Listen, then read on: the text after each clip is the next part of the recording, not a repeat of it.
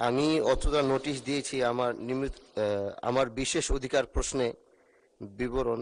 বাংলাদেশ জাতীয় সংসদের অন্তরে সংসদ সদস্য হিসেবে আমি জাতীয় জানমাল ও সম্মান মর্যাদা রক্ষা করা বাংলাদেশ জাতীয় সংসদের দায়িত্ব এবং আমার বিশেষ অধিকার বলে আমি মনে করি।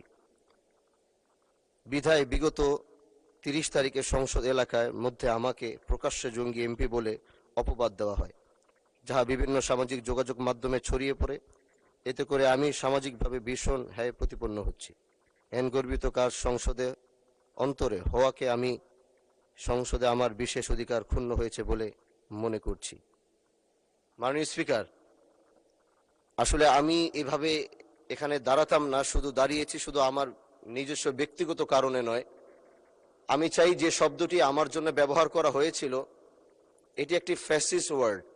এগুলো গত 17 বছর ব্যবহার করা হয়েছে, আর এগুলো ব্যবহার করে ভালো মানুষকে, দাড়িওয়ালা টুপিওয়ালা মানুষকে বিভিন্ন অপবাদ দিয়ে বিভিন্নভাবে তারা হ্যায় প্রতিপন্ন করেছে।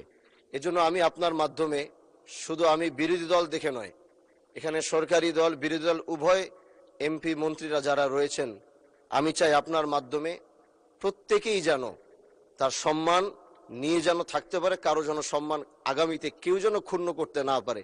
এজন্য আপনার কাছে আমি বিনীত অনুরোধ জানাচ্ছি।